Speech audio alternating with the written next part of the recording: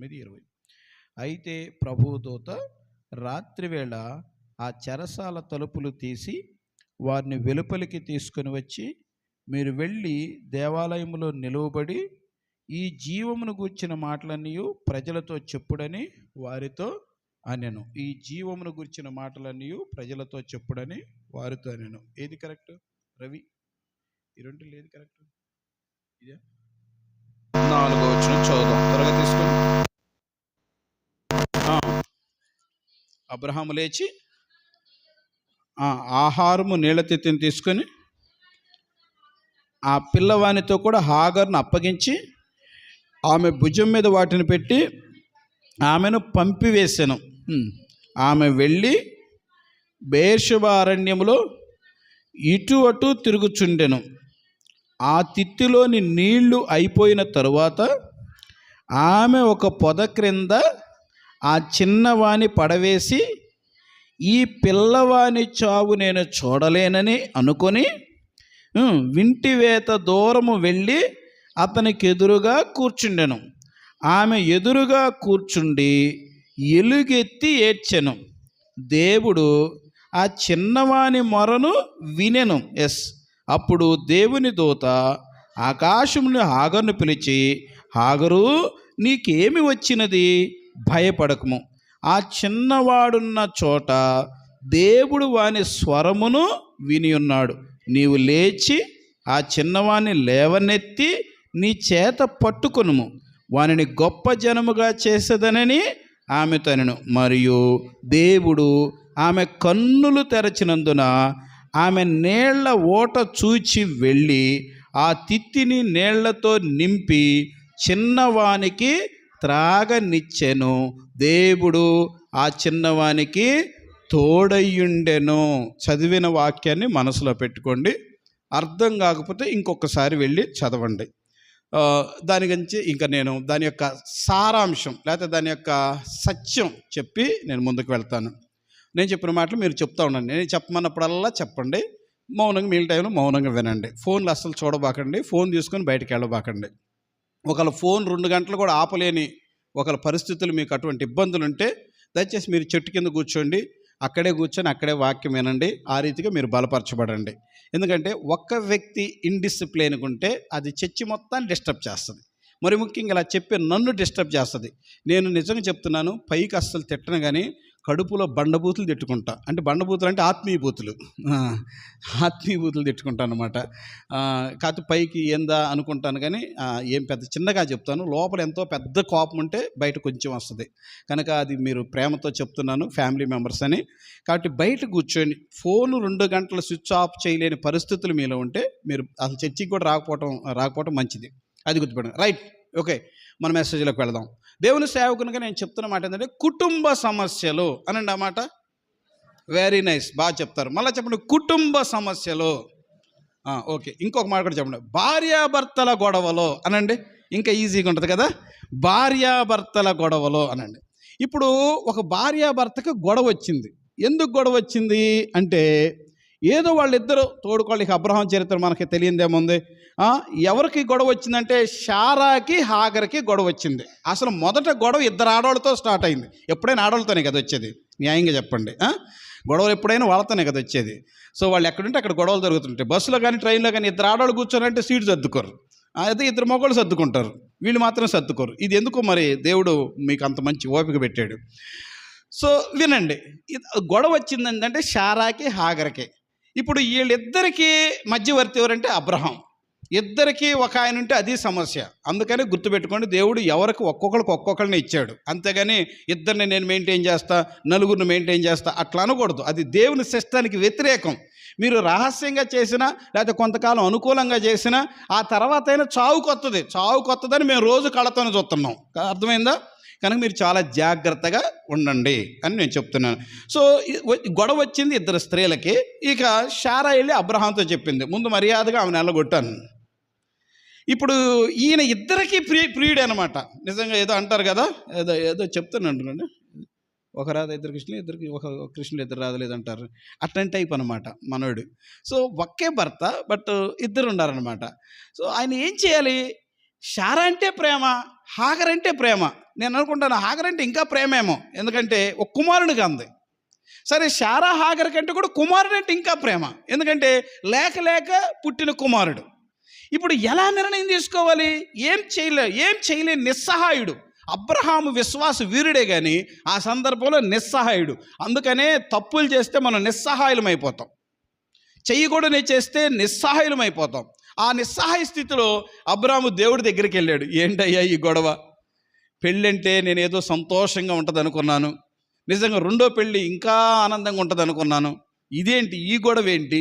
అసలు నన్ను ఏం చేయమంటావు? పసిపిల్లోడు తల్లి ఏం చేయమంటావు అని ప్రభువుని అడిగితే దేవుడు స్పష్టంగా చెప్పాడు, చేసుకునేటప్పుడు విన్నావు కదా, ఇడిచిపెట్టేటప్పుడు కూడా అన్నాడు. చేసుకోమనగానే చేసుకున్నావు కదా, నాకొద్దు ఈ వయసులో అన్నావా? అనలేదుగా. దేవుడు ఇస్తాడులే అన్నావా? అనలేదుగా. ఆమె నాకు సంతానం లేదులే, నా దాసితో వెళ్ళు, ఆమెను పెళ్లి చేసుకుంటే ఒక్క విషయం కూడా ఆలోచించలేదు కదా. సో ఆ టైంలో నువ్వు ఆమెను తీసుకొని పెళ్లి చేసుకున్నావు. అదే స్త్రీ ఇప్పుడు విడిచిపెట్టమంటుంది. శారా చెప్పు, ప్రతి మాట విను అన్నాడు. ఇక తప్పలేదు. సో విషయం అది. హాగర్ని పసిపిల్లని తీసుకొని ఒక వాటర్ బాటిల్ ఇచ్చేసి అడవిలో అరణ్యంలో వదిలేసాడు. చూడండి మనుషుల ప్రేమ ఎలా ఉంటుందో. అందుకనే గుర్తుపెట్టుకోవాలి, మనిషి దేవుడిపై ఆధారపడాలి. ఇప్పుడు హాగరు అబ్రహాము కొంతకాలం చాలా ఎఫెక్షను. ఎంత ఎఫెక్షన్ అంటే అంత ప్రేమ. ఎలాంటి ప్రేమ అంటే బహుశా మరి అబ్రహాం అని ఉంటాడు, అసలు నువ్వు నాకు ఒక లైఫ్ ఇచ్చావు, నిజంగా ఇంతకాలం శారాతో వివాహం చేసుకున్నా నాకు సంతానం లేదు, నువ్వు వివాహం చేసుకుని నాకు సంతానం వచ్చింది, అసలు నువ్వే నా లైఫ్ అని ఉంటాడు. కొన్నిసార్లు మనకు లైఫ్లుగా అయిపోతారు అలానే అని ఉంటారు. బహుశా హాగరు కూడా చాలా మురిసిపోయి ఉంటుంది. ఎందుకో తెలుసా? ఇంత గొప్ప ధనవుడు భూమి మీద అంతకంటే ధనవంతుడు లేడు. అటువంటి ధనవంతుడు తనకి ఒక దాసిగా అడుగుపెట్టి ఒక యజమానురాలుగా మారిపోయింది, భార్యగా మారిపోయింది. చాలా హ్యాపీగా ఉండి ఉంటారు. కానీ ఆ మానవ సంబంధం మొదటున్న సంతోషం ఎక్కువ రోజులు ఉండదు అని నిరూపించారు. కారణాలు ఏవైనా కానీ విడిచిపెట్టుకునే పరిస్థితులు వచ్చినాయి. దీన్నే తట్టుకోవాలి. ఆమె చెప్పండి అందరూ. కారణాలు ఏమన్నా కానీ అది వివరించడానికి ఇది అంత అవసరం ఏముందలే. కానీ మీకు కొన్నిసార్లు విడిచిపెడతారు. కొన్నిసార్లు పురుషుడు విడిచిపెట్టవచ్చు, కొన్నిసార్లు స్త్రీ విడిచిపెట్టవచ్చు, కొన్నిసార్లు వాళ్ళు ఈ లోకంలోనే విడిచిపెట్టి వెళ్ళిపోవచ్చు. ఎవరికి తెలుసు ఎవరి పరిస్థితులు ఎలా ఉంటాయో, ఎప్పుడు దేవుడు ఎవరికి ఎలా రాసి పెట్టాడో ఎలా తెలుసు? కనుక వీటిని తట్టుకునే శక్తి మనకు కావాలి. ఆ శక్తి మనకు సొంతంగా రాదు, కానీ దాన్ని ఎవరిస్తారు? చెప్పండి గట్టిగా, ఎవరిస్తారు? దేవుడు ఇస్తాడు. అందుకనే నా భర్త నన్ను ప్రేమించట్లేదు, నా బ్రతికెందుకు అనుకోకూడదు. నా భార్య నన్ను ప్రేమించట్లేదు, నా బ్రతికెందుకు అనుకోకూడదు. కొంతమందికి అసలు ఎంత సెన్సిటివ్గా ఉంటారో. భార్య అలిగిపోయిందని చెప్పి ఒకతను ఉరిపోసుకొని చచ్చిపోయాడు. భార్య అలిగిపోయిందని. అసలు ఈ రోజులు అట్లాంటి వాళ్ళు ఎవరైనా చేస్తారా? అలిగిపోతే పండగ చేసుకునే వాళ్ళు ఉంటారు. కానీ అతను ఉరిపోసుకొని చచ్చిపోయాడు. ఎంత సెన్సిటివ్ లవ్ చూడండి, అది ఎంతగా ప్రేమించాడో చూడండి. అట్నే సిస్టర్స్ ఎక్కువగా లేడీస్లో ఆ ప్రాబ్లం ఎదుర్కొంటారు. చాలాసార్లు నిజంగా ఆ భార్యాభర్తల మధ్య ప్రేమ వికసించుచున్న ప్రేమ పుష్పము ఎంతకాలం ఉంటుంది? వాడిపోయి రాలును త్వరలో మోడులా మారిపోను. అది ఆ నిజమైన ఆ సంతోషం, ఆ యవ్వన కాలపు సంతోషం కొద్ది రోజులు ఉంటుంది. ఆ తర్వాత అది వదిలేస్తారు. దాని గురించి అంత పెద్ద పట్టింపు ఉండదు. ఇక ఆ ప్రేమ తగ్గిపోతూ ఉంటుంది. అలాంటప్పుడే స్త్రీలు చాలా హర్ట్ అవుతారు, చాలా బాధపడతారు. గుర్తుపెట్టుకుని ఆ టైంలో నీకు దేవుడే దిక్కు కావాలి. ఆమె చెప్పండి. నా భర్త ప్రేమించలేదు, నా భర్త మొదట్లాగలేడు, అలా ఫస్ట్లో లాగా ఎట్టొస్తాడు? ఆయన వయసు పెరుగుతున్నాయి, పొట్ట పెరుగుతున్నాయి, మైండ్ పెరుగుతున్నాయి, అవసరాలు పెరుగుతున్నాయి, సంబంధాలు పెరుగుతున్నాయి. ఎట్లాగుంటాడు? ఎవరు ఎలాగుంటారు? ఫస్ట్లో లాగా ఎవరుంటారు? కనుక అందుకని నిన్న నేడు నిరంతరం ఏకరీతిగా ఉండేది దేవుడు ఒక్కడే. దేవుడు మాత్రమే ఉంటాడు. అందుకు నువ్వు దేవుడిపై ఆధారపడాలి. ఇక్కడ విషయం ఏంటంటే, హాగర్ వెళ్ళిపోయింది. ఆ నీళ్ళ తిత్తే అరణ్యంలో ఎంతసేపు వస్తుంది వాటర్ బాటిల్? అయిపోయినాయి.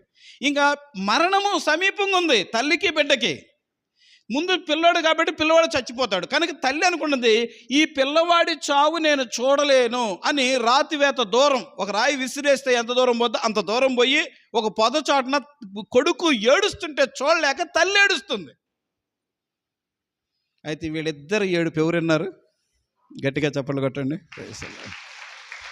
వీళ్ళిద్దరు ఏడుపు దేవుడు విన్నారు. దేవుడు స్వరం వినపడుతుంది. హాగరు, అరణ్యంలో ఎవరు పిలుస్తారు? అబ్రహాము కంటే మంచి ప్రేమ కలిగిన పిలుపు ఆమెకి ఎక్కడ దొరికిద్ది? అక్కడ ఏ మనుషుడు లేని స్థలంలో దేవుని స్వరం ఆగరికి వినపడుతుంది. హాగరు, నీకేమొచ్చింది? నువ్వు లేచి ఆ పిల్లవాడిని ఎత్తుకో అని చెప్పి దేవుడు మాట్లాడి ఆమె కళ్ళు తెరిసాడంట. హాగరు కన్నులు తెరవబడితే అక్కడ నీళ్ల బాటిల్ కాదు ఉంది, నీళ్ల చెరువు ఉంది. గట్టిగా చెప్పలు గట్టి దేవుని, నీళ్ల ఓటలు ఉన్నాయి. చాలా నీళ్లు వచ్చేస్తున్నాయి. ఈ నీళ్ల ఓట ఆగిపోదు, బాటిల్ అయిపోద్ది కానీ ఓట ఆగిపోదు. బహుశా ఇప్పటికీ ఆ బెయేర్షెబారణ్యంలో ఆ ఓటలు ఉండి ఉంటాయి.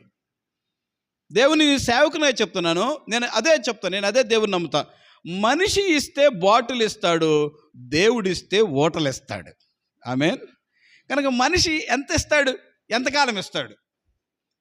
నేను కూడా ఒకసారి ఈ విషయాలు కొన్ని అవసరాలు చెప్దాం, లేకపోతే వాళ్ళకి ఫోన్ చేసి అడుగుదాం, వీళ్ళకి ఫోన్ చేసి అడుగుదాం అని అనుకుంటారు. మోకరించి ప్రార్థన చేస్తే ప్రభు అస్సలు నడిపింపివ్వడం.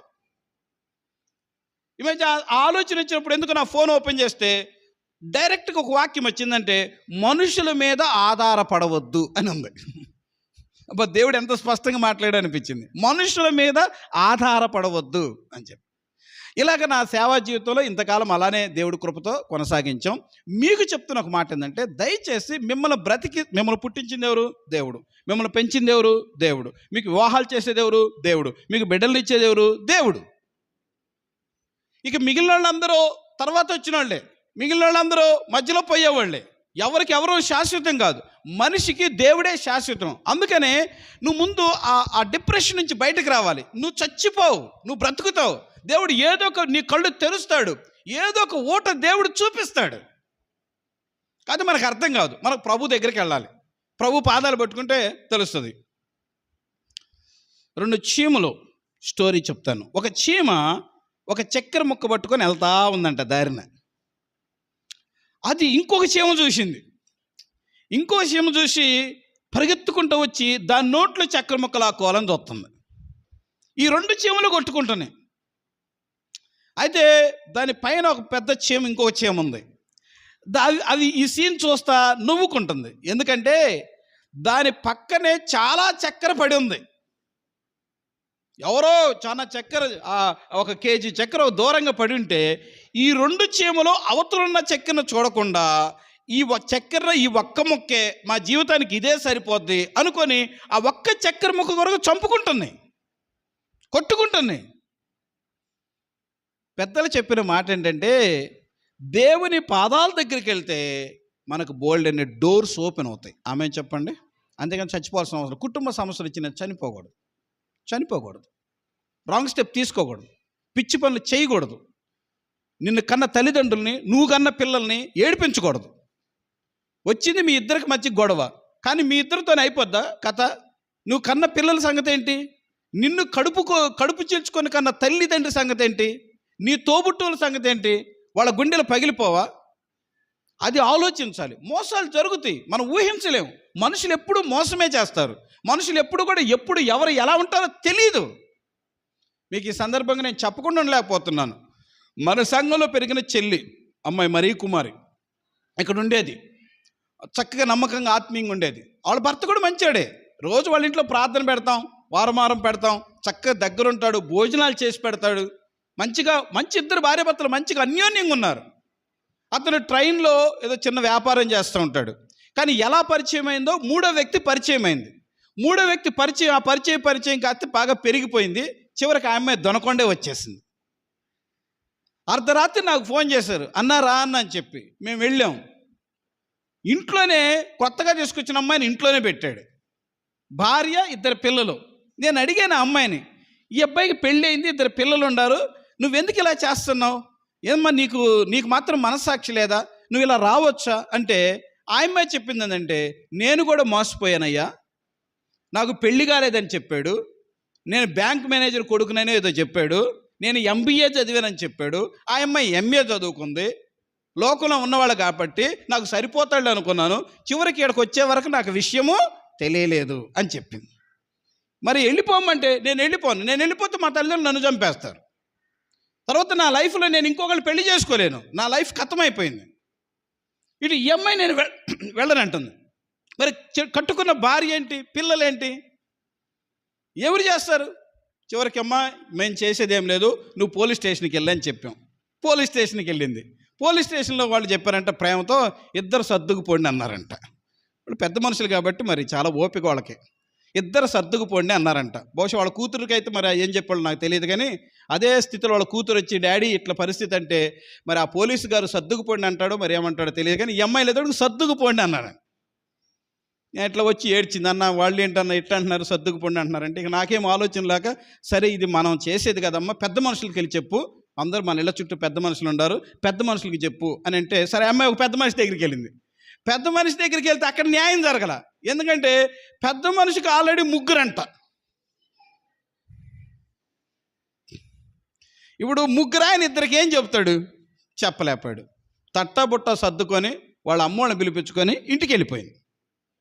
ఇప్పుడు బెల్గాలం ఉంటుంది, ఒక చిన్న స్కూల్లో టీచర్గా, హిందీ టీచర్గా పనిచేస్తుంది, ఇద్దరు పిల్లల్ని పెట్టుకుంది, కడుపు కాల్చుకొని చిన్న ఉద్యోగంతో బ్రతుకుతూ అక్కడున్న సంఘంలో సేవ చేస్తుంది, ఎప్పుడు ప్రార్థన చేస్తుంది, దేవుని కొరకు బ్రతుకుతుంది, పిల్లలను దేవుని కొరకు పెంచుతుంది.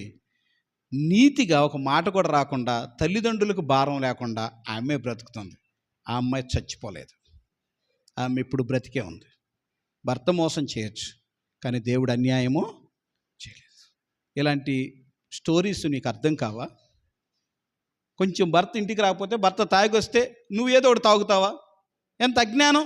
అలా చచ్చిపోయాడు ఎంతమంది? చిన్న చిన్న విషయాలకే. నేను కాల్చుకొని చస్తాను, ఒక అమ్మాయి దొనకొండలో కాల్చుకొని చచ్చిపోయింది. చిన్న చిన్న విషయాలకే. ఇప్పుడు ఒక అమ్మాయి సూసైడ్ చేసుకొని గుంటూరు లలిత హాస్పిటల్ ఉంది. నా హృదయం పగిలిపోతుంది. అంత అవసరమా? మనిషి మోసం చేస్తే దేవుడు మోసం చేస్తాడా? మనిషి విడిచిపెడితే దేవుడు విడిచిపెడతాడా? దేవుడు బ్రతికిస్తాడు కదా. కనుక దేవుని సేవకునిగా మిమ్మల్ని బ్రతిమలాడి చెప్తున్నా, నువ్వు నిజంగా దేవుని బిడ్డవైతే నువ్వు ఆలోచిస్తావు, నువ్వు గ్రహిస్తావు, నువ్వు నిలబెట్టుకుంటావు. ఏదో ఒక రోజు నువ్వు విజయాన్ని చూస్తావు. హాగర్ని దేవుడు మరణానికి అప్పగించలా. హాగరు, నాకు ఈయన చచ్చిపోయాడు కదా, ఈయన విడిచిపెట్టేశాడు కదా, ఈ పిల్లవాడు కూడా చచ్చిపోయేటట్లున్నాడు కదా, ముందు నేనే చచ్చిపోదాం అనుకోలా.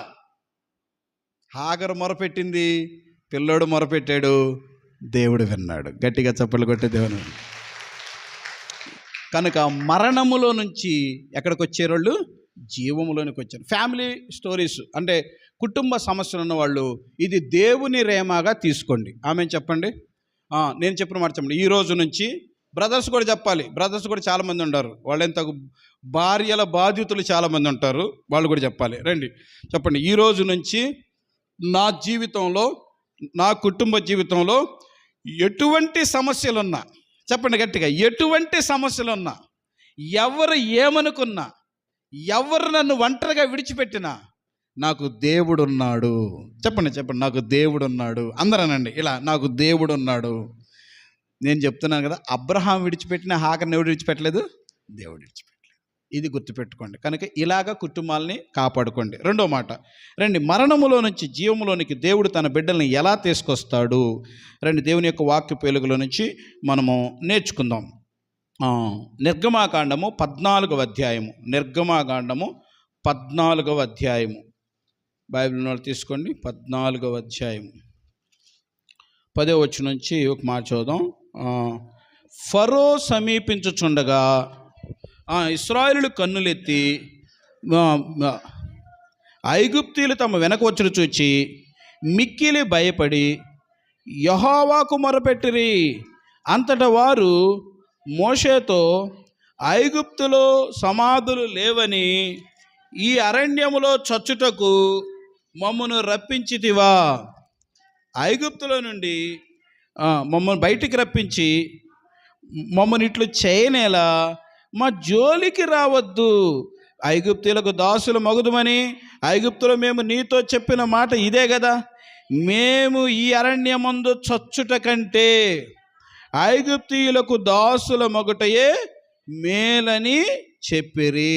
విషయం మీకు చాలాసార్లు ఎర్ర సముద్రం పాయలైన సంఘటన విన్నారు కనుక దాని గురించి ఎక్కువ వివరణ ఇచ్చే టైము కాదు. విషయం ఏంటంటే, మరణకరమైన పరిస్థితి. చచ్చిపోవడానికి తెచ్చావా అంటున్నారు. ఎందుకంటే వెనక ఎవరు వస్తున్నారు? ఫరో సైన్యం తరుముతుంది. ముందే ఎర్ర సముద్రం ఎదురుగుంది, పారిపోయే ఛాన్స్ లేదు. చుట్టూ అరణ్యము, లక్షలాది మంది ప్రజలు, పిల్లలు, పశువులు. కనుక ఎటు వెళ్ళే దారి లేదు. ఇక వాళ్ళకు ఒక విషయం అర్థమైంది ఏంటంటే, ఇది మరణానికి వచ్చిన సమస్య.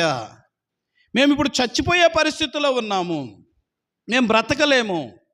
ఇప్పుడు మోషేతో గొడవ పడుతున్నాడు. మమ్మల్ని అక్కడ ఐగుప్తులో ఇక్కడ చచ్చిపోయి ఉంటే ఐగుప్తులో చచ్చుట మేలు కదా, అక్కడ సమాధులు లేవని ఇక్కడ తెచ్చావా? ఇది పరిస్థితులు అలాగా మారిపోయిన వాళ్ళు ఇజ్రాయేలీలు. సో మనం నేర్చుకునే పాఠం ఏంటంటే, కొన్నిసార్లు కొన్ని సందర్భాలు మనకి ఏం చెయ్యాలో దారి తోచదు, దిక్కు తోచదు, అన్ని చిక్కుల్లో ఇరుక్కుపోయిన పరిస్థితులు వస్తాయి.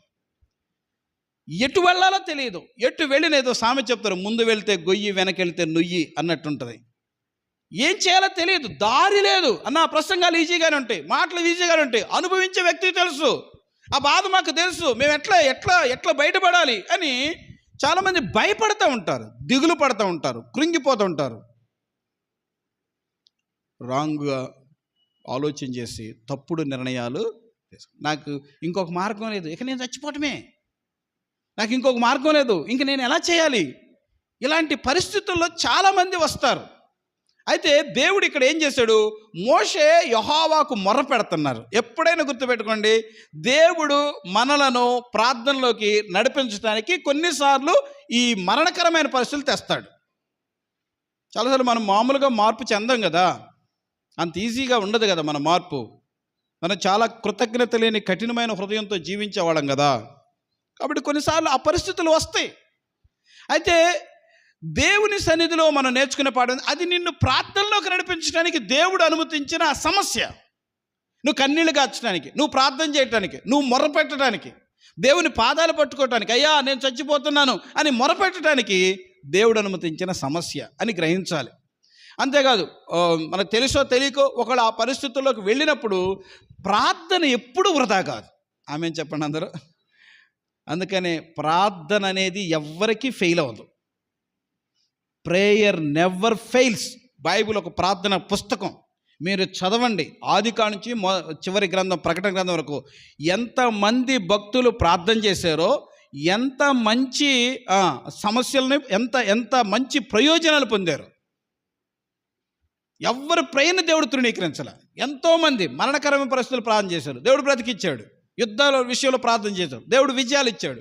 రోగాలు వచ్చినప్పుడు ప్రార్థన చేశాడు, దేవుడు స్వస్థత ఇచ్చాడు. సంతానం లేనప్పుడు ప్రార్థన చేశాడు, దేవుడు చక్కని ప్రవక్త లాంటి సంతానాన్ని ఇచ్చాడు. దేవుడు ప్రార్థనకి జవాబులు ఇచ్చాడు. ప్రార్థనకి జవాబులు పొందిన పుస్తకం ఈ పుస్తకం, బైబిల్ పుస్తకం.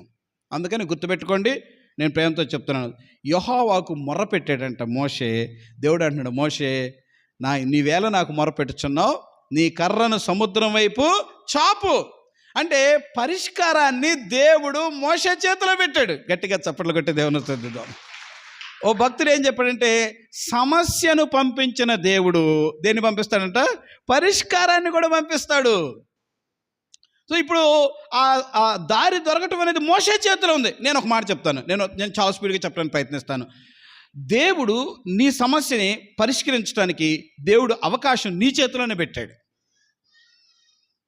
కొంచెం ఆలోచించాలి. అందుకని వాచ్మెన్ నేనే భక్తుడు అంటే, కాస్త ముందుగానో వెనక్గానో ఆలస్యంగానో ప్రతి మనుషుడు ఒక సత్యం తెలుసుకుంటాడు. అదేమనగా తన అభివృద్ధికి తానే ఆటంకమని తెలుసుకుంటాడు. అంటే ఇప్పుడు మనం నేర్చుకునే సత్యం ఏంటంటే, ప్రతి మనుషులు ఒక సత్యం తెలుసుకోవాలి. ఏంటంటే, మన పరిష్కారానికి మనమే ఆటంకం కాకూడదు. మన పరిష్కారానికి మన నిర్ణయమే ఆటంకం కాకూడదు. షార్ట్ టైం డిసిషన్స్ తీసుకోకూడదు. ఇంకొక రోజులో నిర్ణయం ఒక జీవితం కాదు. ఒక్కరోజు వచ్చిన గొడవ జీవితాంతపు గొడవ కాదు. ఒక్కరోజు వచ్చిన కరువు జీవితాంతపు కరువు కాదు. ఒక్కరోజు వచ్చిన అవమానం జీవితాంతపు అవమానం కాదు. ఆ కొంచెం సేపు వెయిట్ అండ్ సీ. లైఫ్ ఉంది, there is life, there is great future.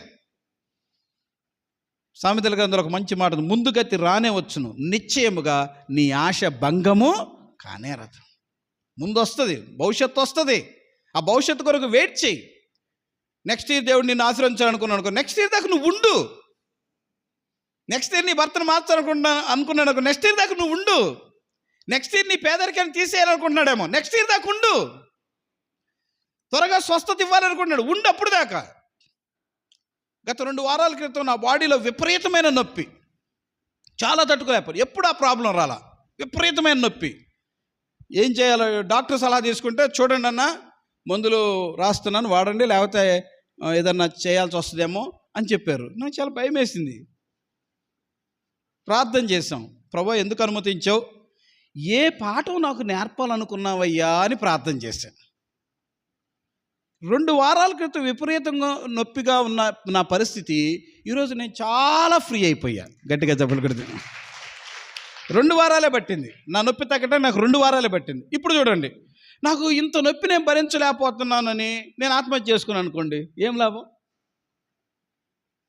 చాలాసార్లు నొప్పి భరించలేకపోతున్నాను, ఎందుకు చచ్చిపోతాను అన్నాను. మీకేం తెలుసు పాస్టర్ గారు, మా ఆయన పెట్టిన నొప్పి తట్టుకోలేకపోతున్నా, మా బంధువులు పెట్టిన నొప్పి తట్టుకోలేకపోతున్నా, నా ఆర్థిక సంబంధమైన సమస్యలు నొప్పి తట్టుకోలేకపోతున్నా, అందుకే నేను చచ్చిపోతా. చచ్చిపోతే సమస్య బాధ కానీ నరకానికి పోతావు. అర్థమైందా? దేవుడు ప్రాణం తనంతట తాను పిలుచుకుంటే మనం పరలోకానికి వెళ్తాం, అనుమానం. మరణము మంచిదే, మరణము మేలే. ఎప్పుడు మేలు? దేవుడు నిన్ను పిలిచినప్పుడు మేలు. ఆమేన్ చెప్పండి అందరూ. దేవుడు నిన్ను పిలిచినప్పుడు, ఎస్ నువ్వు భూమి మీద ఉన్నంతకాలం ఉండవు, ఇక నీకు భూమి మీద టైం అయిపోయిందమ్మా, నువ్వు రా వచ్చేసాయి అని చెప్పి దేవుడు పిలుచుకున్నాడుకో, నీకు దేవదూతలు తీసుకొని పరలోకంలో పెడతారు. అలా కాదు, నేను భూమి మీద కష్టాలు వద్దు, నాకు ఈ బాధలు వద్దు, నేను వెళ్ళిపోవాలి, నాకు అసలు ఇక్కడ ఉండే కంటే చావటమే మేలు అని చచ్చిపోయావు అనుకోండి, జరిగేది ఏంటో తెలుసా? నీకు పరలోకంలో నీకు ఎంట్రన్స్ లేదు కదా, నరకానికి వెళ్ళిపోతావు. ఈ కొంచెం నొప్పి తట్టుకోలేకపోతే యుగాయుగాలు నరకం ఎట్లా అనుభవిస్తావు? బైబిల్లో ఒక మాట ఉంది, చెంబెడు నీళ్లు పోసుకోలేకపోతే బానడి నీళ్ళు ఎలా పోసుకుంటావు? కనుక అది గుర్తుపెట్టుకోండి. సో దేవుడు మోషే ప్రార్థన ద్వారా ఐగుప్తుల్లో సమాధులు లేవని తీసుకొచ్చావు అన్నవాళ్ళు పాటలు పాడుకుంటూ పోయారు. గట్టిగా చప్పట్లు కొట్టి దేవుని వస్తుంది. పాటలు పాడుకుంటూ పోయారు, సముద్రంలో పాటలు పాడుకుంటా. నిజంగా బహుశా విహారయాత్రకి వెళ్ళినట్టున్నారు. కొంతమంది పాపం నదుల్లో వెళ్తూ ఉంటారు కదా విహారయాత్రలకి, బహుశా అట్లా హాయిగా పాటలు పాడుకుంటా సముద్రం దాటి చక్కగా చరిత్రలో నిలిచిపోయారు వాళ్ళు. మనం వాళ్ళ మాటలు, వాళ్ళ పాఠాలు చెప్పుకుంటూ ఉన్నాం, వాళ్ళ అద్భుతాలను పాటలుగా మార్చుకున్నాం మనం. దేవుని సేవకునిగా చెప్తున్నాను. కనుక దేవుడు శత్రువుల ద్వారా వచ్చే సమస్య నుంచి, మనల్ని బానిసత్వం నుంచి దేవుడు విడిపిస్తాడు అంటానికి ఇది. ఒకవేళ నువ్వు ఎవరి చేతిలో బానిసవయ్యేవో, ఇజ్రాయేలు ఫరో చేతిలో బానిసలైనట్టు నాకు తెలియదు, ఆ బానిస బ్రతుకు నుంచి దేవుడు అద్భుతంగా నిన్ను విడిపిస్తాడు. ఆమె చెప్తావు, విడిపిస్తాడు. కొంతమందికి నేను ఇంకా లేదు, నాకు ఛాన్స్ లేదన్నా, నాకు ఛాన్స్, నేను బయటపడలేను. కొంతమంది కొన్ని దుర్వ్యసనాలకి బానిసలైపోయి చావుకు తెగించి తాగుతూ ఉంటారు, చావుకు తెగించి తిరుగుతూ ఉంటారు. ఆ సంసోనికి అర్థమైంది, ఇదిగో ఈమె దగ్గరకు వస్తున్నా, ఈమె నన్ను చంపడానికి వస్తుందని అర్థమైంది, బానిస బ్రతుకు. కానీ అతను బయటపడటానికి ప్రయత్నించకుండా అతడు ప్రాణము విసికి చావగోరాను. చచ్చిపోవడానికి ఇష్టపడి చచ్చిపోయాడు. దేవుడు పిలిస్తే చచ్చిపోలా, చచ్చిపోవటానికి ఇష్టపడి, అంటే పాపం విడిచిపెట్టడం కంటే చచ్చిపోవటానికి అతను ఎక్కువ ప్రాధాన్యత ఇచ్చాడు. ఇక్కడ కూర్చున్న మనం, ఇశ్రాయేలు ఫరో బానిసత్వం ఉన్నాడు, సంసోను దెలీలా బానిసత్వం ఉన్నారు. ఒకవేళ ఇక్కడ కూర్చున్న వాళ్ళు ఏ బానిసత్వం ఉన్నారో అది మరణం దాకా వెళ్తున్నారేమో, అది మరణం అని చెప్పినా కానీ విడిచిపెట్టలేకపోతున్నారేమో, చచ్చిపోతామని చెప్పిన విడిచిపెట్టలేకపోతున్నారేమో. వాళ్ళకి దేవుడిచ్చే ఒక మంచి గాడ్స్ రేమ, దేవుని వాక్యం ఏంటంటే, ఇప్పుడన్నా మోషేలాగా మొరపెట్టు. ఆమె చెప్పండి, ఇప్పుడన్నా మోషేలాగా మొరపెట్టు. దేవుడికి అసాధ్యమైనది ఏది లేదు. అలాగా ఇశ్రాయేలు మరణం నుంచి దేవుడు తప్పించాడు, విడిపించాడు. మరొక సందర్భాన్ని మనం జ్ఞాపకం చేసుకుందాం. దేవుడు తన ప్రజలను ఎలా కాపాడుతాడో, ఎలాగ విడిపిస్తాడో, ఎలా సహాయం చేస్తాడో, మరణకరమైన పరిస్థితుల నుంచి తన బిడ్డల్ని ఎలా విడిపించాడో మరొక మాట జ్ఞాపకం చేసుకొని మనం ముందుకు వెళ్దాం. రండి, 7వ అధ్యాయము యెహోషువ గ్రంథము, 7వ అధ్యాయము, యెహోషువ గ్రంథము 7వ అధ్యాయము, 7వ అధ్యాయం 3వ వచనం నుంచి కొన్ని విషయాలు నేర్చుకుందాం. సమయాన్ని బట్టి 1-2 వచనాలు చదివేస్తా. యెహోషువ గ్రంథము 7వ అధ్యాయము, నాతో కలిసి ముందుగా తీసిన వాళ్ళు చదవండి. 3వ వచనమా? ఓకే. సాయంత్రము ఆ హాయిపురమును వేగు చూచి యెహోషువ యొద్దకు తిరిగి వచ్చి, జనులందరినీ వెళ్ళనీయకము, 2-3 వేల మంది వెళ్ళి హాయిని పట్టుకొని వచ్చును, జనులందరూ ప్రయాసపడి అక్కడికి వెళ్ళనేలా, హాయి వారు కొద్దిగా నున్నారు కదా అనిరి. కాబట్టి జనులలో ఇంచుమించు 3,000 మంది అక్కడికి వెళ్ళిరు, కానీ వారు హాయి వారి ఎదుట నిలవలేక పారిపోయిరి. అప్పుడు హాయివారు వారిలో 36 మనుషులను హతము చేసిరి, మరియు తమ గవిని యొద్ద నుండి షబారీము వరకు వారిని తరిమి మొరాదులో వారిని హతము చేసిరి. కాబట్టి జనుల గుండెలు కరిగి నీరైపోయెను. యెహోషువ తన బట్టలు చింపుకొని తానును ఇశ్రాయేలీయుల పెద్దలను సాయంకాలం వరకు యెహోవా మందసమునెదుట నేల మీద ముఖములు మోపుకొని తమ తలల మీద ధూళిపోసుకొనుచు, అయ్యో ప్రభువా యెహోవా, మమ్మను నశింపజేయనట్లు అమోరీయుల చేతికి మమ్మను అప్పగించుటకును ఈ జనులను ఈ యొర్దానును నీవెందుకు దాటించితివి? మేము యొర్దాను అవతల నివసించుట మేలు. ప్రభువా కనికరించుము. ఇశ్రాయేలీయులు తమ శత్రువుల ఎదుట నిలువలేక వెనుక తిరిగినందుకు నేనేమి చెప్పగలను? చాలండి. విషయం ఏంటంటే అక్కడ కొంత విజయం తర్వాత మనకు సహజంగా ఒక భరోసా ఉంటుంది. సో అక్కడ చిన్న హాయి అనే పట్టణం ఉంది. ఇంతమంది ఇజ్రాయేలీయులు వెళ్ళవసరం లేదు, 3000 మంది చాలు అని పంపిస్తే ఆ 3000 మంది వీళ్ళ తరుముకొని చంపేశారు. మరలా కొంతమంది మరలా వాళ్ళు తరుముకున్నారు. ఇంకా బైబిల్ ఏం చెప్తుంటే అక్కడ జనుల గుండెలు కరిగి నీరైపోయాను. నేను చెప్పిన మాట చెప్పండి, జనుల గుండెలు కరిగి నీరైపోయాను. అంటే గుండె పగిలిందంటారు చూసారా, గుండె పగిలిందండి. ఆ విషయం చూడగానే మా గుండె పగిలిపోయిందండి, మా గుండె పగిలిపోయిందండి, చూడలేకపోయానండి అంటారే. అదే జరిగింది యెహోషువకి, అదే జరిగింది ఇశ్రాయేలుకి. ఏంటి పరిస్థితి, ఏంటి ఇక్కడ దాకా వచ్చాం, వీళ్ళ చేతుల్లో చావటం ఏంటి, ఈ పరిస్థితి ఎలాగా అని చెప్పి గుండెలు కరిగి నీరైపోయి ప్రార్థన చేశారు. యెహోషువ ప్రార్థన చేస్తే అక్కడ రాయబడిన మాట ఇంటికి వెళ్ళినా చదువుకోండి. ఏముందంటే దేవుడే స్వయంగా అంటాడు, యెహోషువ మీలో పనికిమాలినోళ్ళు కొందరు ఉన్నారు. వాళ్ళు ఏం చేశారంటే శాపగ్రస్తమైంది తీసుకున్నారు. నేను యెరికోలో ఏది పట్టుకోవద్దంటే పట్టుకున్నారు. శపితమైంది ఒకడు దొంగిలించాడు, కాబట్టి నేను మీతో రాను. మీరు ఆ పాపాన్ని తీసేస్తే గాని నేను మీతో రాను, మీకు విజయాన్ని ఇవ్వను అని దేవుడే డిక్లేర్గా చెప్పేశాడు. చూసారా, ఎంతో పెద్ద విజయాలు పొందిన ఎర్ర సముద్రం పాయలు చేసి ఇడిపించాడు, దాటుకొని వచ్చేసేసారు. అరణ్యంలో 40 సంవత్సరాలు పోషించాడు, తెగుళ్ళలో యుద్ధాల్లో తోడుగుండాడు, దాటుకొని వచ్చేసేసారు. యొర్దాను అడ్డం వచ్చేసింది, యొర్దాను కూడా దాటుకొని వచ్చేసారు. ఇప్పుడు యెరికో వచ్చింది. యెరికోని జయించడానికి అద్భుతంగా దేవుడు సహాయం చేసే పాటలు పాడితే గోడలు గులిపోయినాయి, దాటి వచ్చేసారు. చిన్న హాయి ఒకటి ఉంది, ఎర్ర సముద్రాన్ని పాయలు చేసాం, అరణ్యంలో ఎన్నో అద్భుతాలు చూసాం, యొర్దాను నదిని పాయలు చేసుకొని వచ్చాం, భయంకరమైన 2 రథాలు తిరగలిగిన గోడలు కలిగిన యెరికోని చేయించుకొని వచ్చాం, ఈ హాయి అంతా అనుకున్నారు. కానీ ఒక మనిషిలోని పాపము చిన్న సమస్యని జయించకుండా ఆ చిన్న హాయి పట్టణం చేతిలో చచ్చిపోయే పరిస్థితి వచ్చింది. నేను చాలా కాలం క్రితం నా మనసులో కొటేషన్ రాసుకున్నాను. ఏం కొటేషన్ అంటే, పాపం నాలో లేకపోతే నేను ఒక పులిని, పాపం నాలో ఉంటే నేను ఒక పిల్లిని అనుకున్నాను. అంటే పాపము మనిషిని, పులి లాంటి మనిషిని కూడా ఎలా చేస్తుంది?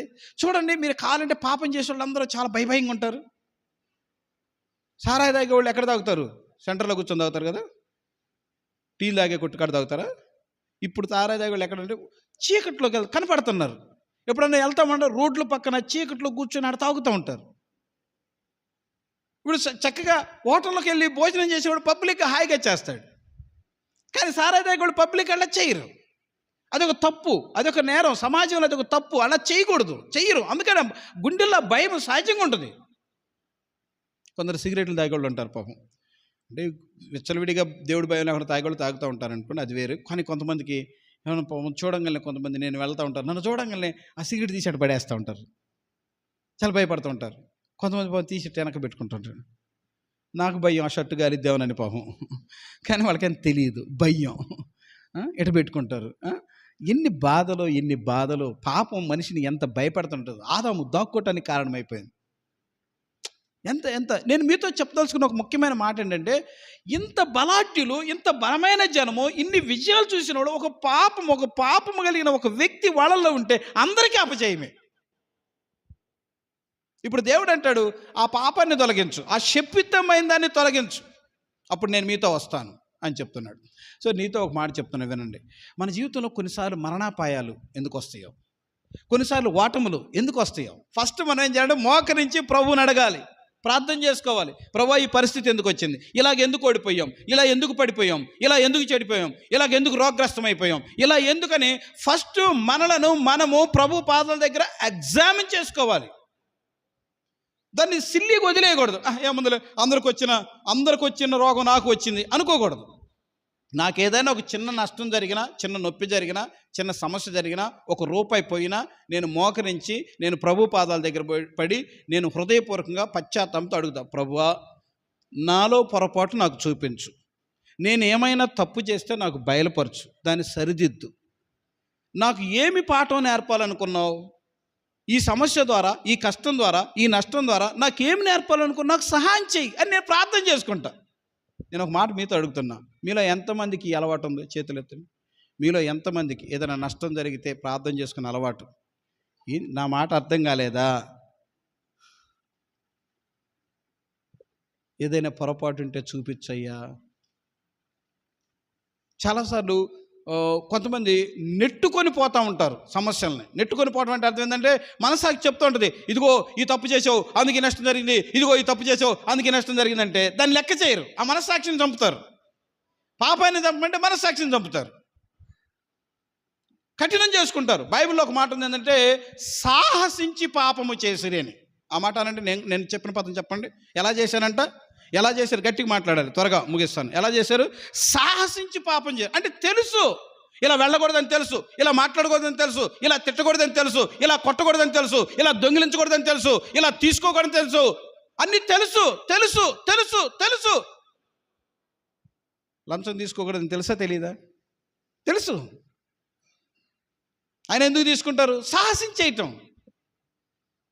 అన్యాయంగా మాట్లాడకూడదని తెలుసు, కానీ ఎందుకు? లెక్కలేతనం, సాహసించేస్తారు. మీరు ఏమనుకోకండి, లోకంలో ఒక పనికిమాలిన సామెత ఉంది, భార్యాభర్తలు కొట్టుకోకుండా ఎట్టుంటారు అని.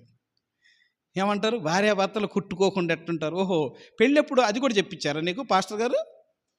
భార్యాభర్తలు కొట్టుకోకుండా ఎట్టుంటారు కనుక కొట్టుకుంటా ఉండండి అప్పుడప్పుడు అని.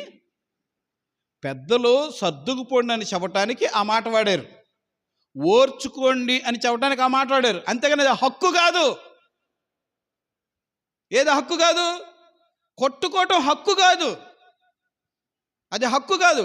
కన్న బిడ్డలు, కన్ని పెంచిన తల్లి తండ్రి ఎన్నో ఆశలు పెట్టి, ఎన్నో ప్రేమలు పెట్టి నీ చేతిలో పెడతారు. ఎందుకని? మేము కొట్టుకోలేకపోయామయ్యా, నువ్వన్నా కొట్టని కాదు. మా బిడ్డను మేము కొట్టలేకపోయా, నువ్వన్నా కొట్టయ్యా, కథ కొడతా ఉండయ్యా అని కాదు. మాకంటే బాగా లైఫ్ లాంగ్ నువ్వు చూసుకయ్యా అని.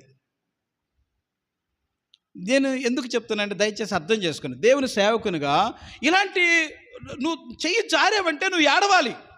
ఎందుకంటే నీ దేహాన్ని నువ్వు కొట్టుకున్నావు. ఎవరైనా సరే, వీళ్ళనే కాదు, మీరు చెయ్యి జారినా మీరు ఏడవాలి. మీరేం చెయ్యి జారినోళ్ళలా కూర్చున్నారు. నోరు జారినా ఏడవాలి. తృణీకారంగా మాట్లాడకూడదు, ఎలా పడితే అలా హత్య చేయకూడదు. భర్త అంటే నీ ప్రభువునికి వలె నీ సొంత పురుషునికి లోబడమన్నాడు కనుక ఆయన దేవుడి తర్వాత నిన్ను చూసుకునేవాడు. దేవుడిచ్చిన నీ జీవిత భాగస్వామి. నువ్వు ఇవ్వాల్సిన రెవరెన్స్, ఆ గౌరవం ఇవ్వాలి, నువ్వు చూపాల్సిన ఆ ప్రేమ చూపాలి. సిల్లీగా తీసుకోకూడదు, సిల్లీగా వదిలేయకూడదు. న్యాయం జరగాలి. ఆమె చెప్పండి అందరూ, న్యాయంగా ఉండాలి. కనుక నేను ఇక్కడ చెప్పదలుచుకున్న సందర్భంలో, తప్పు జరిగిందంటే యెహోషువలాగా ఏడవాలి. యెహోషువ ఎలా ఇచ్చాడు చూడండి, చదవండి అన్నమాట. ఎట్లా చేశాడు? 7వ అధ్యాయము 6వ వచనం. యెహోషువ తన బట్టలు చింపుకొని తానును ఇశ్రాయేలు పెద్దలను సాయంకాలం వరకు యెహోవా మందసము ఎదుట నేల మీద ముఖములు మోపుకొని తమ తల మీద ధూళి పోసుకొనుచు. అది యూదుల ఆచారం, ఇశ్రాయేలు ఆచారం. ఏదన్నా తప్పు జరిగిందంటే, నష్టం జరిగిందంటే వస్త్రాలు చించుకుంటారు. దాని అర్థం ఏంటంటే హృదయం పగిలిపోయిందని అర్థం. ఉదయం నుంచి సాయంత్రం దాకా తల నేల కానేస్తారు. ఎందుకంటే తల దించుకోవాల్సి వచ్చిన పరిస్థితి వచ్చిందని అర్థం. ఆ పరిస్థితులు అది నిజంగా బట్టలు చించుకోవటం, తల మీద ధూళి పోసుకోవటం, మొర్రపెట్టం, ఎలుగెత్తి పెద్దగా ఏడవటం, ఒక నష్టం జరిగిందంటే, ఒక తప్పు జరిగిందంటే, ఒక పొరపాటు జరిగిందంటే, ఇప్పుడున్న పెద్ద బ్లంట్ మిస్టేక్, లేకపోతే ఎలాగుండాలో ఎలా చెప్పాలి నాకు మాటలు చాలటలేదు. ఇప్పుడు అసలు ఆ పశ్చాత్తాపం అనే పదం చెప్పేవాళ్ళు కూడా తక్కువైపోయారు, వినేవాళ్ళు అసలే తక్కువైపోయారు. తప్పు జరిగితే నువ్వు ఏడవాలి కదా, సరి చేసుకోవాలి కదా, దేవుని పాదాలు పట్టుకోవాలి కదా, క్షమాపణ కోరుకోవాలి. దాన్ని వదిలేసి దేవుడా నన్ను దీవించు, దేవుడా నన్ను దీవించు, దేవుడా నన్ను దీవించండి. ఆ సిస్టమ్ కరెక్ట్ కాదు, ఆ ప్రాసెస్లో కరెక్ట్గా లేవు కదా. చాలామంది చేయాల్సింది చేయకుండా ఏదైనా పాస్టర్ గారి దగ్గరికి వెళ్తే పాస్టర్ గారు ప్రార్థన చేస్తే దేవుడు దీవిస్తాడు అని చెప్పి పాస్టర్ గారి దగ్గరికి వస్తారు, ప్రార్థన చేయించుకుంటారు, కానీ కార్యాలు జరగవు. పాస్టర్ గారు చేసిన కార్యాలు జరగని ఇంకో పాస్టర్ గారి దగ్గరికి వెళ్తారు, ఆ పాస్టర్ గారు ప్రార్థన చేస్తాడు, కార్యాలు జరగవు. ఇలా కాదు కానీ ఇంకో చోటుకి వెళ్తారు. ఇలాగ వెతుక్కుంటా నీలో ఉన్న సమస్యను నువ్వు పశ్చాత్తాపడకుండా ఎవరో ఏదో చేస్తారని ఎక్కడికో తిరుగుతారు, కానీ జవాబు చాలామందికి అర్థం కాదు. నేను ఒక ఫ్యామిలీస్కి, ఒక మంచి కుటుంబం, ధనవంతులైన కుటుంబంలో ప్రార్థన చేయడానికి వెళ్ళి వాళ్ళతో సువార్త చెప్పి మీరు బాగా ప్రార్థన చేసుకోవాలండి, మీరు రక్షణ పొందాలండి అని చెప్పాను. అంటే అవును పాస్టర్ గారు ప్రార్థన చేసుకోవాలి, కానీ మేము ఎక్కువ చేయలేకపోతున్నాం. అయితే ఏమి లేదు, మా కొరకు ప్రార్థన చేసే పాస్టర్లు చాలామంది ఉండాలి అన్నాడు. మా కొరకు ప్రార్థన చేసే పాస్టర్లు చాలామంది ఉండి ఏంటి అలాగంటున్నారంటే, ఈ మధ్య పెద్ద పాస్టర్ చేత ప్రార్థన చేయించుకున్నాం, డబ్బులు కూడా కట్టాం, ఇద్దరం చేయించుకున్నాం, చెరు 3,000, ఒక్కొక్కరికి 3,000 అంట ప్రార్థన చేస్తే చెరు 3,000 కట్టాం. గుంటూరు వెళ్ళి చెరు 3,000 కట్టుకొని కారు వేసుకొని పోయి చెరు 3,000 కట్టి ప్రార్థన. ఇప్పుడు ఆయనకు ఒక ధైర్యం ఏంటంటే 3,000 ప్రార్థన చేయించుకున్నా. చెప్పండి ఎంత ప్రార్థన అది, గట్టిగా చెప్పండి ఎంత ప్రార్థన, 3,000 ప్రార్థన, ఇద్దరం కలిసి 6,000 ప్రార్థన. ఎవరు వరకపోతే అయింది, అది నమ్మకం. కానీ జీవితం ఏం మారలేదు, సమస్యలు ఏం తీరలేదు, రక్షణ ఏం పొందలేదు, కుటుంబంలో సమాధానం ఏమి రాలేదు. ఒకళ్ళు నువ్వు ఆ స్థితిలో ఉన్నావేమో. నువ్వు పశ్చాత్తాపడకుండా నీ కొరకు నేను చేసిన, దేవుడు చేసిన ఏమీ కాదు. యెహోషువ పశ్చాత్తాపడకుండా దేవుడు చేయొచ్చు, కానీ చేయలేదు. యెహోషువ నేను అలా చెయ్యను, నేను నీతో రాను, నేను నీకు విజయము ఇవ్వను, నువ్వు హాయిల చేతిలో చావాల్సిందే, నీలో ఉన్న శపితమైన దాన్ని తీసేసుకుంటే చెప్పు వస్తా, లేకపోతే లేదు. అది దేవుని వర్షం. ఇప్పుడు వెళ్ళిపోయే ముందు ఒక నిర్ణయం తీసుకుని వెళ్దాం. ఉన్న బలంగానే బలహీనతలతో, అవిధేయతలతో, పొరపాటులతో, మోసాలతో, అబద్ధాలతో, లంచాలతో, రకరకాల చెప్పగలిగినవి చెప్పలేనివి ఎన్ని ఉన్నాయో, నా జీవితంలో ఎన్ని ఉన్నాయో, విత్ మీ నాతో సహా ఎన్ని ఉన్నాయో, వాటన్నిటి గురించి పశ్చాత్తాపడి వెళదామా? వచ్చినట్టే వచ్చి పోయినట్టే పోయి ఎప్పుడు ఇలాగనే ఉందామా? చాలా బాధేస్తుంది, చాలా సిగ్గేస్తుంది. మీరు ఒక్కొక్కరిని రక్షించిన, సంవత్సరానికి ఒకళ్ళని రక్షించిన 200 మంది దాకున్నారు, సంవత్సరానికి ఒకళ్ళని రక్షించిన 2,000 సంఘం ఇక్కడ కూర్చునేదే. ఆమెం చెప్పండి. కానీ ఛాన్స్ లేదు, మనమంతా పశ్చాత్తాపడలేదు, మనమంతా సేవ చేయలేదు, మనమంతా భారంతో ఉండలేదు, మనకంత మనస్సాక్షి పని చేయలేదు. మనకు మనస్సాక్షి పని చేసి ఉంటే మనం ఏడ్చేవాళ్ళమే, మనం రోధించేవాళ్ళమే, శాపాన్ని తీసేసుకునే వాళ్ళమే, అపజయాన్ని జయించి యెహోషువలాగా మరలా తిరిగి హాయిని జయించేవాళ్ళమే. కనుక ఈరోజు దేవుడు కనికరించాడు, యెహోషువ ఏడ్చాడు, దేవుడు కనికరించాడు. చీట్లు వేస్తే ఒక్కొక్క గోత్రం చీట్లు వేస్తూ ఉంటే ఒక్కడ తగిలాడు. ఒక్కడ తగిలాడు. ఎవరు అతని పేరు? లక్షల మందిలో ఒక్క ఆకాను. అబ్బా, నాకు చాలా బాధేస్తుంది. ఒక్క ఆకాను లక్షల మంది ఓడిపోవటానికి కారణమయ్యాడండి. ఒక్క ఆకాను బలమైన విజయాలతో వచ్చిన ఇజ్రాయేల్ జనాంగం ఒక చిన్న హాయి ముందు పారిపోవటానికి కారణమయ్యాడండి. దయచేసి మీరు ఎప్పుడు కూడా ఇలాగ నేను ఒక్కదాన్నే కదా అందరూ బాగానే ఉన్నారు కదా అనుకోబాకండి. పెద్ద కుండ నిండా నీళ్లుండయి, ఒక్క చిల్లే పడింది. ఆగుతాయా?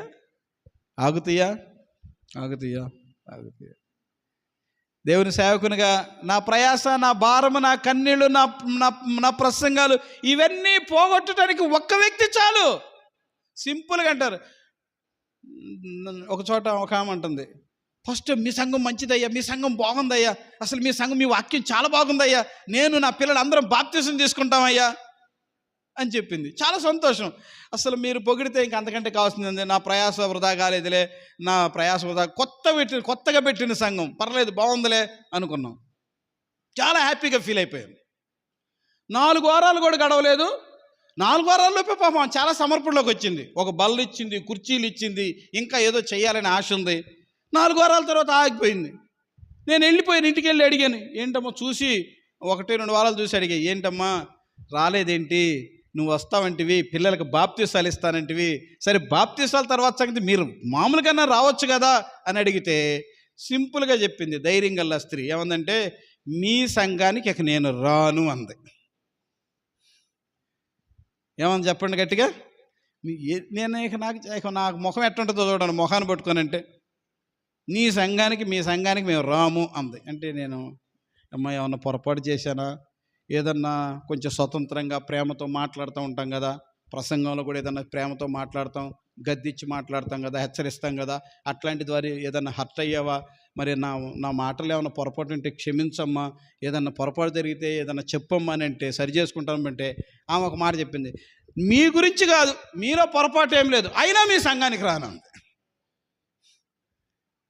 ఏంది కథ అంటే, ఆమె చెప్పిన మాట ఏంటంటే, మీ సంఘంలో ముందు కూర్చున్న ఆమెనంటగా పెద్ద, ఆమెనంటగా ముఖ్యం, ఆమె ప్రార్థన చేస్తే ఇంత చాలా పెద్ద ప్రార్థన చేసిందే ఆమెనంటగా అంది.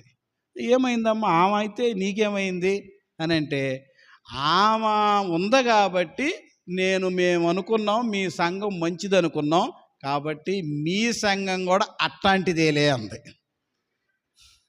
మా సంఘం కూడా ఎట్లాంటిదంట అంటే, పాపం చాలా సంఘాలు చూసి వచ్చింది. సంఘాలు చూసి వచ్చిన వాళ్ళకి అనుభవాలతో మనం పడలేం. చాలా సంఘాలు చూసి వచ్చింది. నేను మీ సంఘం ఏదో అనుకున్నాను, మీ సంఘం కూడా అట్లాంటిదే అని చెయ్యి ఊపుతుంటే నా గుండె జారిపోయింది. ఇంకా ఏంటమ్మా విషయం ఏంటంటే, ఏం లేదయ్యా, నన్ను అగ్రిగోల్డ్లో చేర్చింది. ఎందుకు చేర్చింది? నీకు బాగా కమిషన్ వస్తుంది, నీ కమిషన్ ఇంత వస్తుంది అంత వస్తుంది అని నన్ను చేర్చి నా చేత డబ్బులు కట్టించింది. చాలామంది చేత నేను కట్టించా. తర్వాత కమిషన్, నాకు రావాల్సిన కమిషన్ కోసం నేను వెళ్ళి అడిగితే, నీకు కమిషన్ లేదు, ఏ మిషన్ లేదు, నేను ఇయ్యనందంట. ఏంటి కథ అంటే, ఈమె కమిషను ఆమె కమిషన్ 2 కమిషన్లు ఏమే తింటుంది. అదేమంటే, నీకు అసలు అగ్రిగోల్డ్ సంగతి నీకేం తెలుసు, నేను చెప్తే కదా నువ్వు చేరింది, తర్వాత జనాలు నిన్ను చూసి కట్టారా నన్ను చూసి కట్టారా అంటదంట.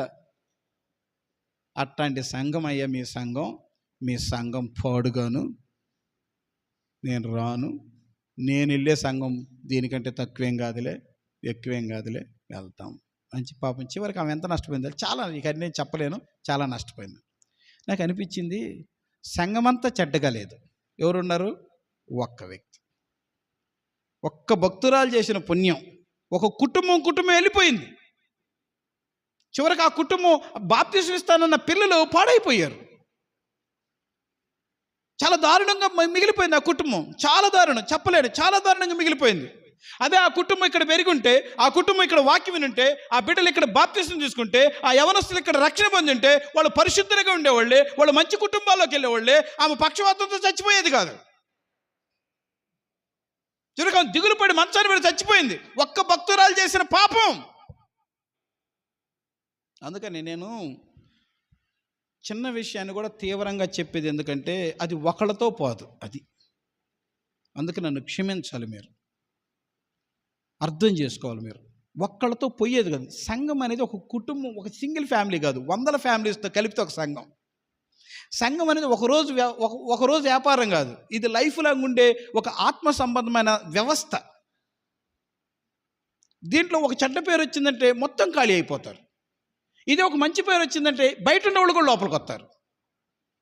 దేవుడు పరలోకంలో ఒక పాపి గురించి ఎంతో ఆనందిస్తాడు. కనుక ఎంతోమంది రావాలి.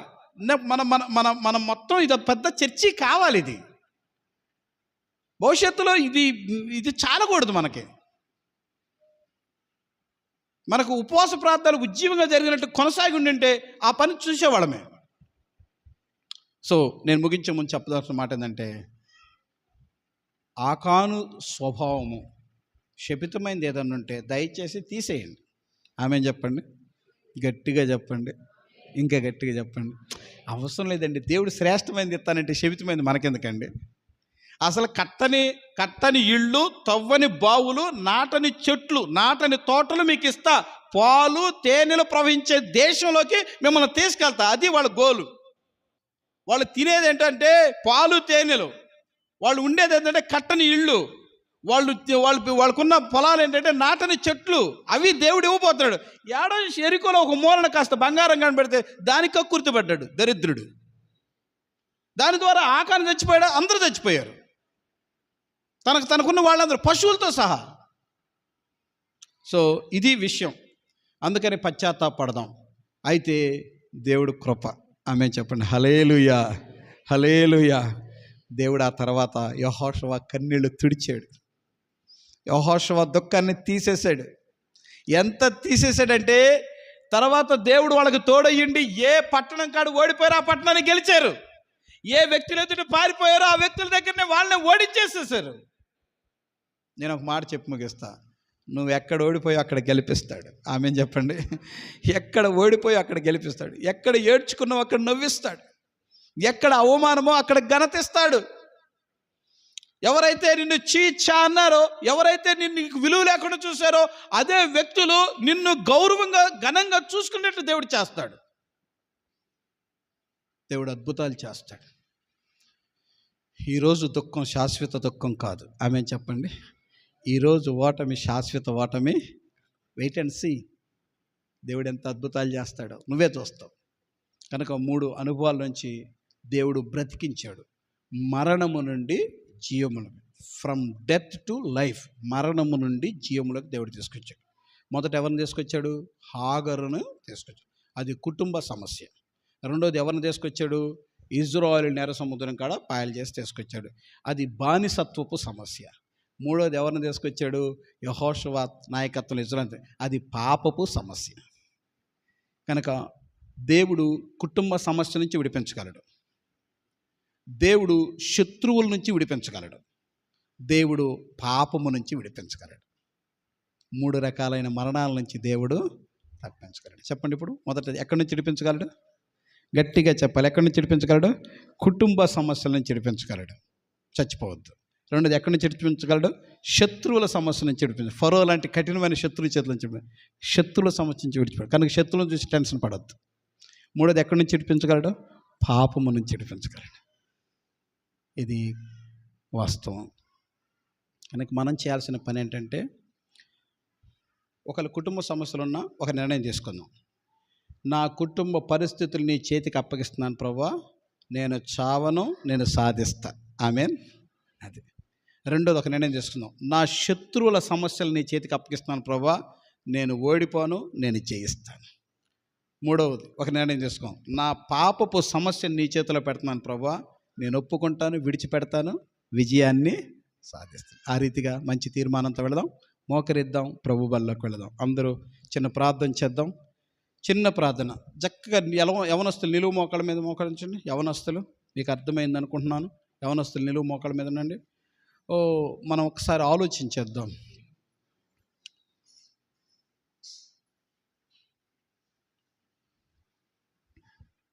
అంధకార లోయలోన సంచరించిన భయము లేదు.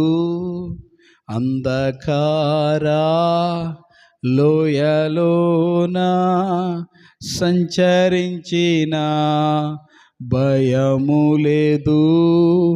నీ వాక్యము శక్తి గలది, నా త్రోవకు నిత్య వెలుగు.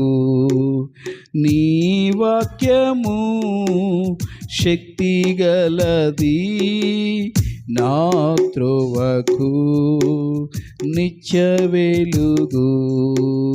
నీ చేతితో నన్ను పట్టుకో, నీ ఆత్మతో నన్ను నడుపు, శిల్పి చేతిలో శీలను నేను, అనుక్షణము నన్ను చెక్కుము.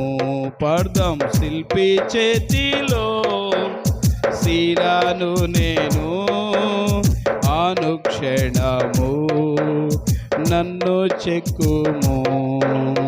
ఘోర పాపిని నేను తండ్రి, పాప ఊబిలో పడి ఉంటిని. ఘోర పాపిని నేను తండ్రి, పాప ఊబిలో పడి ఉంటిని. లేవనెత్తుము, పరిచారకులు శుద్ధి చేయుము, పొందనిమ్ము నీదు ప్రేమను. వాక్యం అర్థమైన వాళ్ళు మీ స్వరాలు ఎత్తి ప్రార్థన చేయండి. ప్రభువా, నాకు విజయం కావాలి. మరణకరమైన పరిస్థితులను బ్రతికిచ్చే దేవుడు, ఓటమిని విజయంగా మార్చే దేవుడు, చిక్కుల్లో నుంచి విడిపించే దేవుడు, శత్రువుల చేతుల నుంచి విడిపించే దేవుడు, కుటుంబ సమస్యల నుంచి విడిపించే దేవుడు, పాపపు సమస్యల నుంచి విడిపించే దేవుడు. ఓ నువ్వు సహాయం చేయండి అయ్యా, నువ్వు సహాయం చేయండి అయ్యా, నువ్వు సహాయం చేయండి అయ్యా.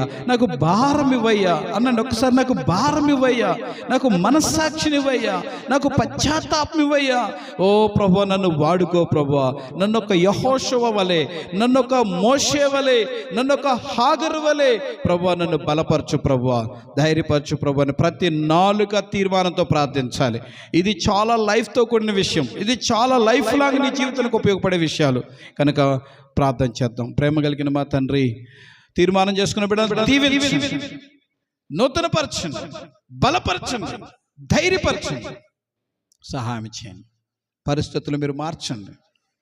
నీకు అసాధ్యమైనది ఏముందో ప్రభువా, కనికరించండి.